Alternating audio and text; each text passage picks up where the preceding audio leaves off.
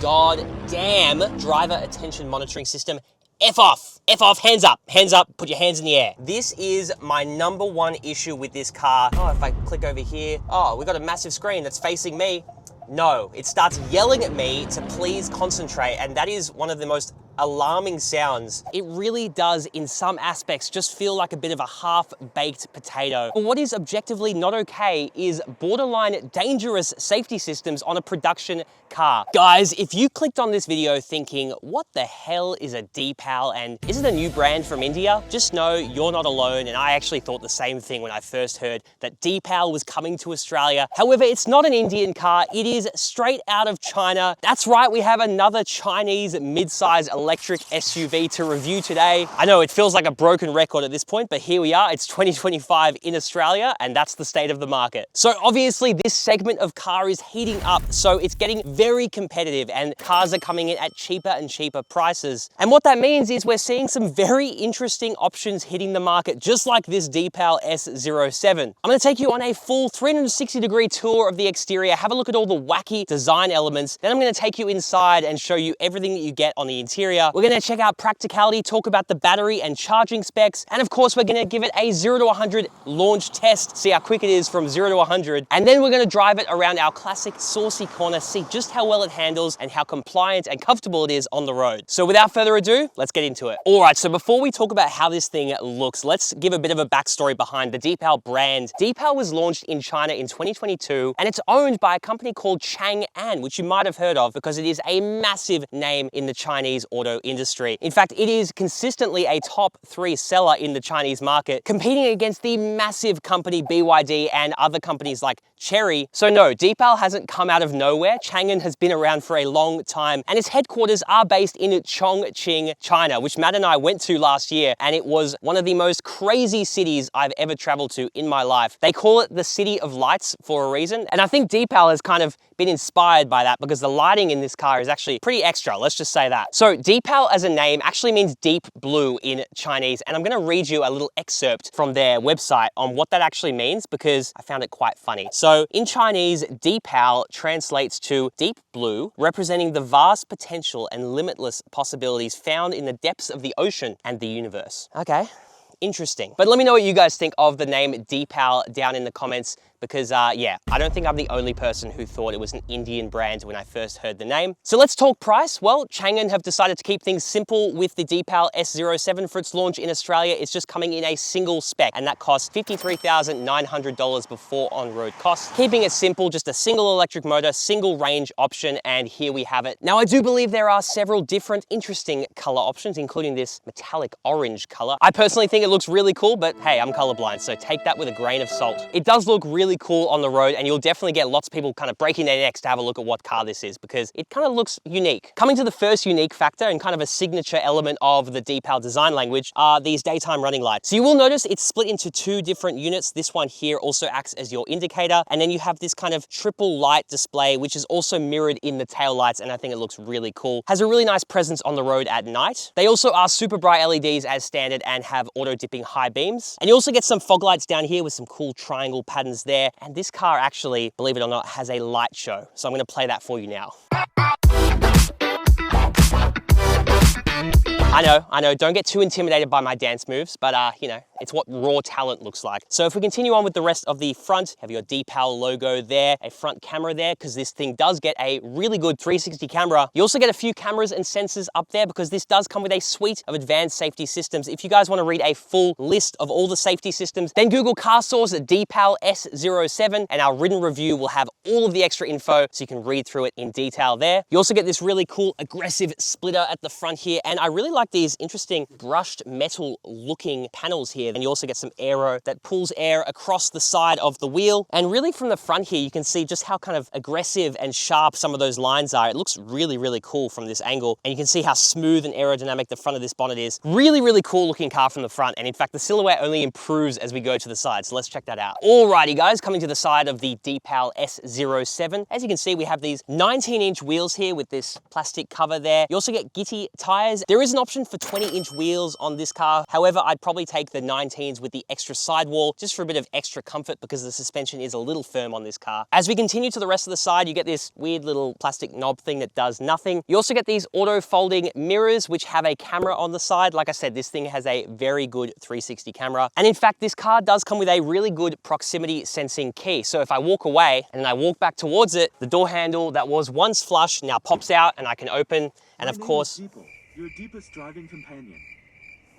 More on that later. You do get this really tinted privacy glass. I genuinely cannot see in there. It's really, really tinted. You also get another one of those brushed metal looking panels on the side skirts too. And here's where you can also see that really slopey kind of roof line that looks super cool with the spoiler there. And the tinted window continues all the way back here to that floating roof design. I think it's a really sexy looking mid-size SUV from the side. And here on the tail light, you can see illuminate the future, which I'm not sure if that's a Deepal motto, but it sounds cool anyway. Let's check out the rear. Okay, so continuing on with the rear now of the Deepal S07. And like I said, I really like the tail lights of this car. So you do get this massive light bar that extends across the whole length of the vehicle. The Deepal logo here also lights up, and you get the cool triple lighting signature on the rear that mirrors those daytime running lights as well. It's a very cool design language. I like how Deepal, which is owned by Chang'an, which comes from Chongqing in China, which is the city of lights, also has really cool lighting on its car. I think it's kind of fitting. What else do you get? You get this cool little split spoiler here with your brake light up there. You get a reversing camera here, and you also get your Deepal badging spelt out there. All right, let's see what this Deepal can fit inside of itself. All right. Powered tailgate. So with the second row in place, you do get 445 litres, which is definitely not class leading. I think that goes to the Kia EV5. You also can lift up the floor and you get a tire repair kit there. You've also got your subwoofer here in the rear for your 14 speaker Sony sound system, which actually sounds really sick. You can also fold down the second row and you get 1,385 litres of boot space. So more than you could possibly need. And what this does get is a frunk. So you can actually fit a decent amount in there, 125 litres. So that just adds extra practicality and a place to store your charging cables, for example. So yeah, in terms of practicality, it definitely ticks the box, but let's check out the battery. All right, so let's talk battery on the Deepal S07. So the battery underlying this platform is actually manufactured by CATL, a pretty large battery manufacturer in China. So I definitely had my hopes up when it came to the battery for this car, but let's get into that. So of course you do get AC and DC charging options. You can actually get up to 11 kilowatts on AC, which is decent. So you should be able to get a full charge in about 8 hours using AC. And then you can use DC fast charging at a maximum rate of 92 kilowatts. Now, this is where it kind of falls down compared to the competition, because something like the Tesla Model Y Juniper will get 250 kilowatt DC fast charging. So we're talking orders of magnitude faster than this car. Now, the actual battery itself is 80 kilowatt hours, and this car actually received a 475 kilometers claimed range on the Euro WLTP cycle. And I have to say that those figures have been reflected real world. Driving around town, I'm typically sitting in the high 15s or high 16s for kilowatt hours per 100 kilometers in terms of consumption. And then taking it out on the freeway, it does jump up to around 17.5 kilowatt hours per 100 kilometers. So I am seeing similar figures to that claimed 475 kilometers of range. So definitely not bad in terms of range, just held back a little bit in terms of that charging speed. All right, let's check out the interior. Let's talk interior. Oh, geez, that was a bit of a thonk. Let me press my door opening button to open it up. Oh, you can see this double paned glass here. That's very impressive. A nice acoustic treatment for the interior. Let me close this again. That actually feels like genuine quality, and it doesn't just end at the door, honestly. Let me start with what I really like about the interior of the Deepal S07, and that is just the material and the premium feel. If you look around, it's pretty much just soft touch material all the way across here. Even here at the top, normally you get like really rough, scratchy plastic. Even that is a little bit soft to the touch. And here you get this nice quilted faux leather, even here on the armrest, and you get this faux wood here. Now, one thing that's a little bit strange are these window controls. They seem to be reversed. If I push it up, the window comes down, but if I push it down, the window comes up. So that is a little bit of weirdness, but let me continue with what I do like. These seats feel really, really nice. They are this faux leather, but they have this quilted design that feels really nice and soft. You get this cool little logo here. I'm not sure what it's for, but it looks like a Master Ball from Pokemon. Either that or maybe the Internet Explorer icon. I can't figure it out. You also get these really nice headrests as well with speakers in them, so a little bit of a cool convertible feature there. The seats also have heating and ventilation, so that's really cool cool to see. And they are adjustable in just about a million different ways with lumbar support as well as memory functions. So that's really good there. Up ahead of me, I actually really like this steering wheel. You can see the Deepal logo there in the middle. You also get this orange stitching here, which kind of matches the exterior color. Looks kind of cool there, and continues actually across the entire interior. On the steering wheel, you do get pretty much unmarked controls, so you do have to kind of go through a bit of a trial and error process to learn what each does. You do get two favorite buttons on the side, so you can set them to whatever you want. Probably recommend setting one of them at least to turning off the distraction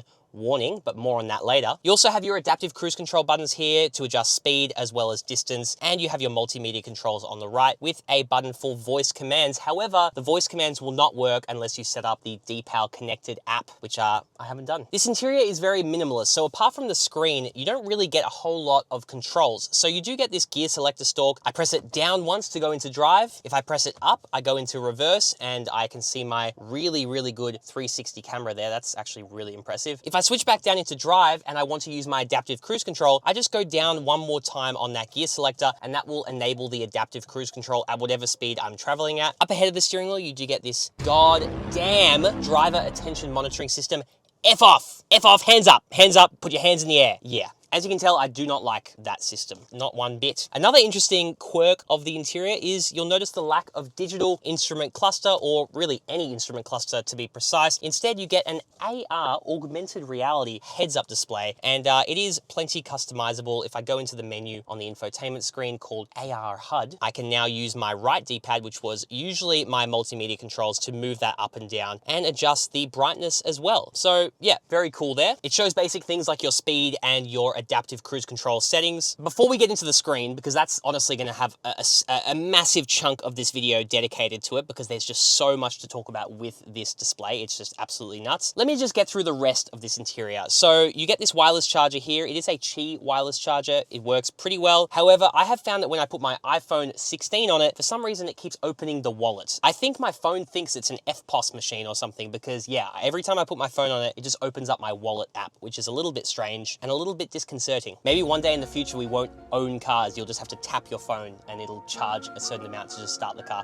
That's a kind of a dystopian thought. You also get a little air vent here, and it does actually cool your phone and keep it from overheating while on the wireless charger. So that's a big thumbs up from me. You also get a little storage area down below with actually a decent amount of space, and a USB-C port and a USB-A port down there. Of course, you also get a 12-volt socky-wocky. That's good to see. In terms of other storage areas, you do get this glove box, which actually has a decent amount of space. It's nice and wide. You also get decent door bins. They're not the biggest I've seen, but they definitely do the job. And of course, you get a couple of cup holders here, and if we open up this really soft center armrest, we have just an absolutely massive storage area inside, which also has a pass-through for the HVAC system, allowing air to go in and cool whatever's inside. So that's really cool to see. Speaking of cooling, it's actually a really good story. So normally I don't like these dedicated on-screen climate controls, but this one works really well. So all of your regular controls that you use all the time, such as temperature controls, seat cooling, seat heating, they're just always on the screen. However, if you want to go into a more detailed view, you can, and that's where you can change the direction of the air vents, or you can just press the smart button, which is what I do because I'm smart, and let it do it for me. The power of AI. You can also access your heated steering wheel control through there, and we've had some scorches lately, and I have to say it's held up really well. So Deepal, well done on the air conditioning. That's good to see. Well, the 14-speaker Sony sound system is another massive highlight of this car personally, and this car even comes with a what can only be described as a ridiculous feature called Light Show. So essentially there's an onboard hard drive where you can store up to 128 gigabytes of media. You can put your own music on there, and when that's playing, you can actually then enable a light show mode, which will blast the speakers and you can hear it clearly from outside the car, and it just opens all the windows. It's a very interesting mode, as you would have seen earlier in the video. You do get this massive panoramic moonroof. I believe it's called a moonroof because it doesn't open at all. However, it is absolutely massive, and you also get a sunshade that you can close, which is good. They've done their research. You definitely need that in Australia. If you don't have a sunshade, you're going to be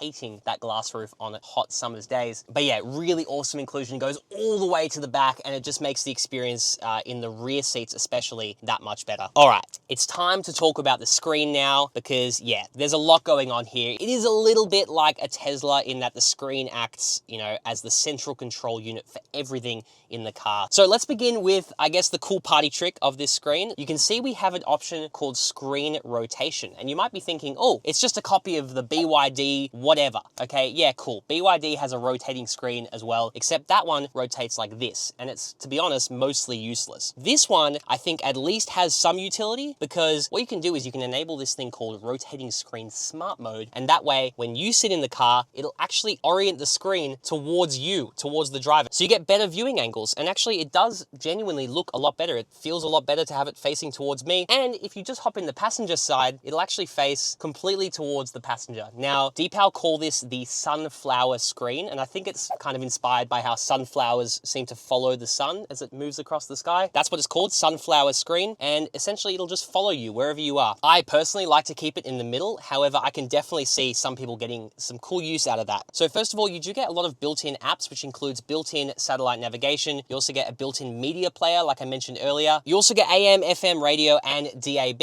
You can also access your built-in dash cam as well, because this car actually uses, and I have to agree to all the privacy policies. And what it does is it essentially records automatically all the time as you drive. And not only that, it'll also record your inputs. So when you're braking, it'll show a little icon for braking. When I accelerate, it shows a little icon for accelerating. It shows a little icon for indicating. So that's pretty cool. So you don't have to worry about getting a dash cam. It just kind of has all the angles covered. You can also make recordings and take photos. So that's also really cool. You can access that in your files and they get stored to that 128GB hard drive that I mentioned earlier. One other thing we can do is we can see our energy flow, and that shows how the energy travels between the battery, the electric motor, and the rear wheels. If I head over here to energy consumption, and here's where you can also adjust other things like your maximum battery charge level, because you don't want to let this thing charge all the way to 100% all the time. You want to limit it to probably 90% most of the time, just to preserve some of that battery life. There are a whole lot more settings that I won't go into there. If I go into lights, there's a whole bunch of options for ambient lighting. You can set it depending on the drive mode, depending on the music, depending on the speed, and you can also adjust the brightness, whether it's breathing, static. There's a whole bunch of controls there. If I go into my drive mode settings, here's where you can see the eco, comfort, and sport modes. If I also click customize, there are a bunch more options there, including acceleration mode, steering mode. If I come over here, you have all of your settings for cruise pilot and all of your safety settings, including your speeding alert, speed limit change alert tone. I'd probably recommend turning most of those off. However, you will have to turn a lot of those off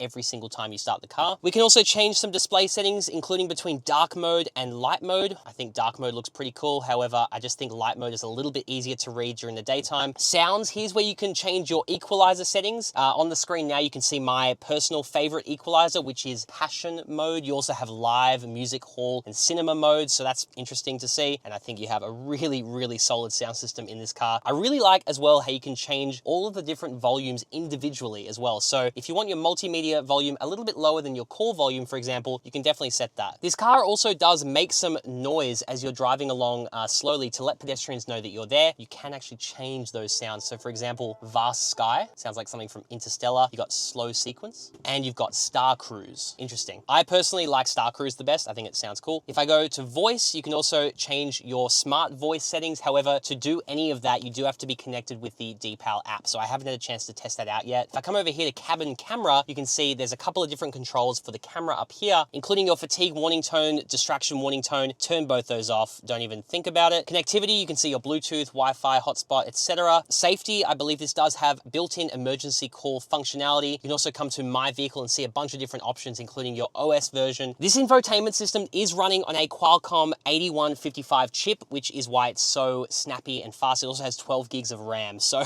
this is probably more powerful than the laptop I used throughout my university time. So that's kind of funny that now an infotainment system in a car is essentially more powerful than most people's laptops. I think that's it for all the car controls. Then if we come over here to scene mode, you can see all of the different modes that the car has available, including a smoking mode. So when smoking is detected, the vehicle will automatically lower the windows and activate air circulation to maintain fresh air inside the car. That is a very Chinese market inclusion there. You also have camping mode, suitable for passengers staying in the car for extended extended periods. You have in-car care, human and pet detection. You have season mode where you can put on a bonfire and it blows hot air through the climate control system. Car wash mode. Of course, you have lighting show. We're not going to go through that again. I'm not going to put you through that. You have privacy mode, constant cabin comfort. There's just a million things to play with. I think they've really gone above and beyond in terms of the infotainment system. And like Tesla, like BYD, like all those big EV players, this car will receive over-the-air updates. So some of the things I'm going to critique in this video, just keep in mind that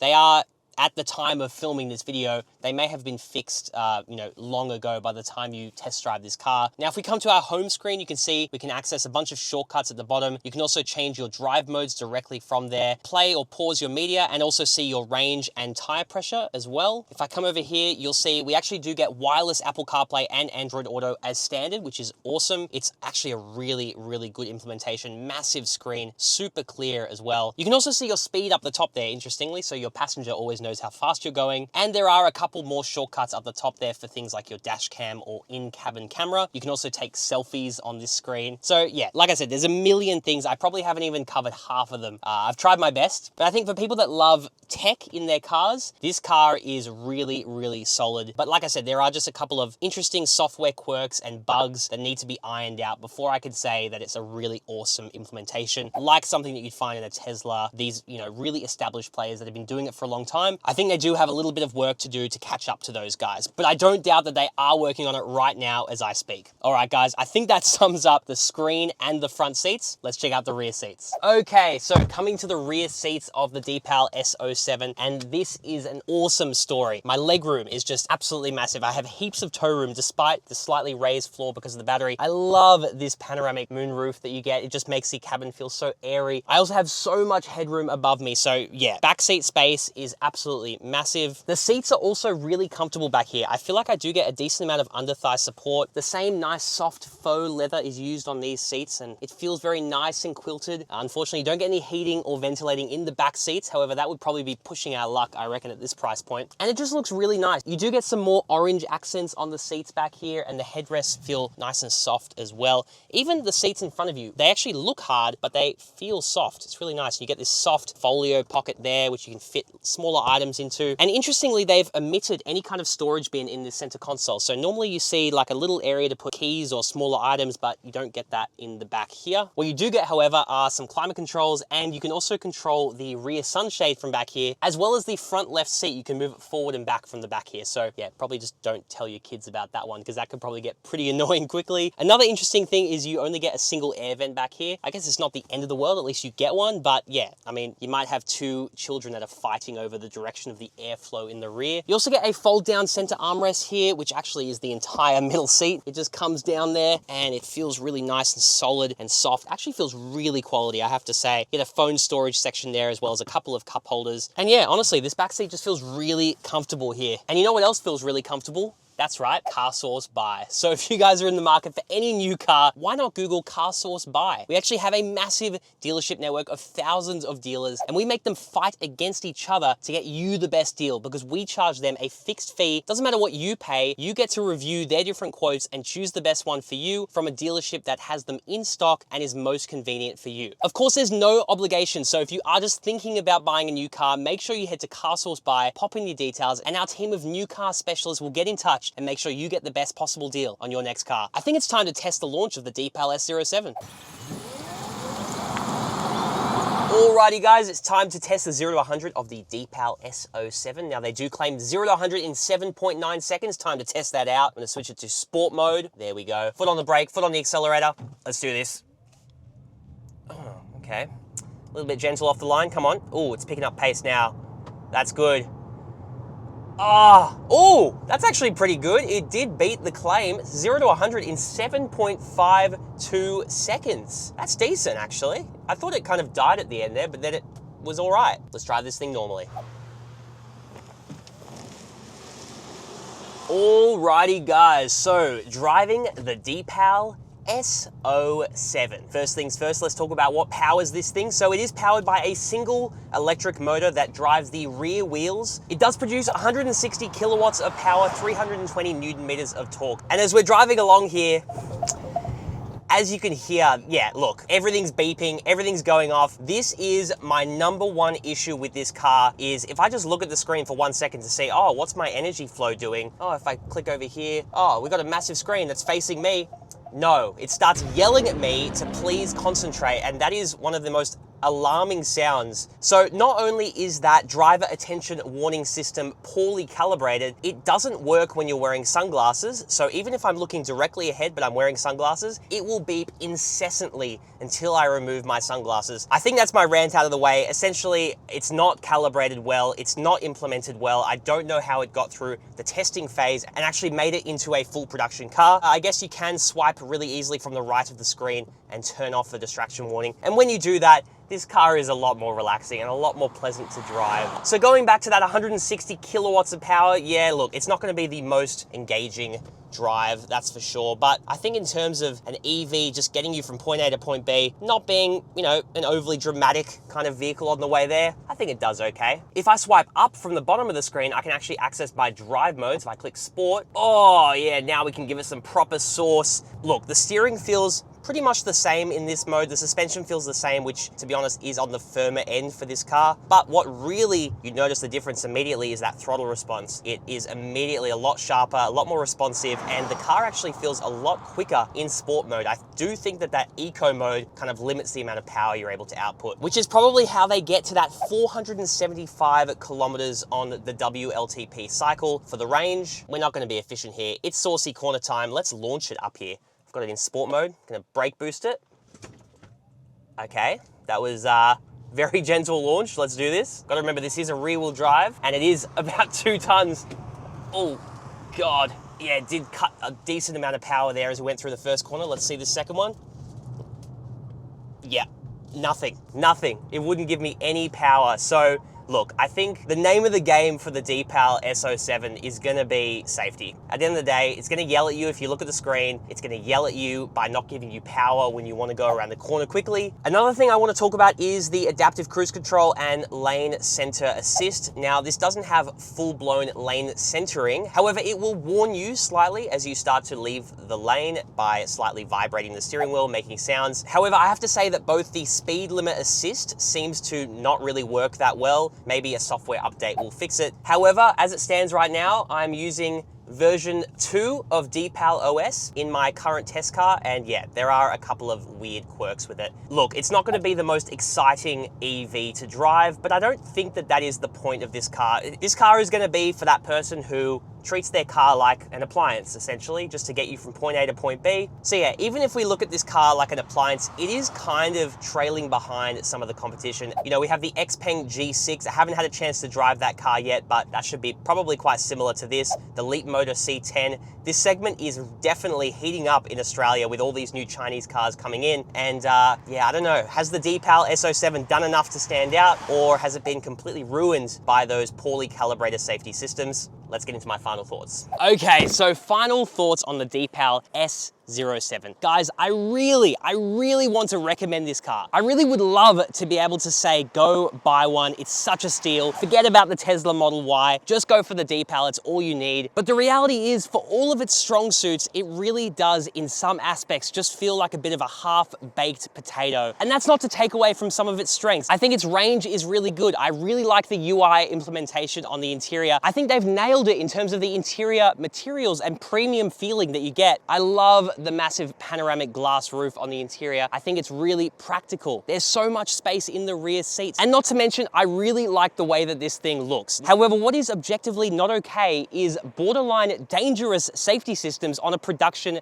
car. The systems need to be calibrated properly for Australian conditions. That includes being able to wear sunglasses while I drive and not have the attention monitor scream at me incessantly. I'm sure that Deepal can push a couple of software updates and fix all of those overnight. So I'm imploring you, please do so, because in the current state of this test car, I actually can't recommend it, which I think is a bit of a shame, because for $53,900, I think you do get quite a lot of car. But of course, let me know what you guys think down in the comments below. Have you guys managed to go out to one of the 2 Melbourne or Sydney dealerships and test drive one of these yet? What do you think about some of those safety systems? Is it a me problem or is it a car problem? I would love to know your opinions down in the comments below. And of course, if you would like to buy this or any new car, head to CarSauce Buy. We have a massive dealership network, and we charge them a fixed price. It doesn't matter what you pay. So they always go in their hardest and compete for your business. Not only that, we make sure it's in stock as soon as possible at a dealership that is most convenient for you. So if that sounds good to you, make sure you Google CarSauce Buy. One of our friendly team members will be in touch with you. And if you don't want to go ahead, just tell them to F off.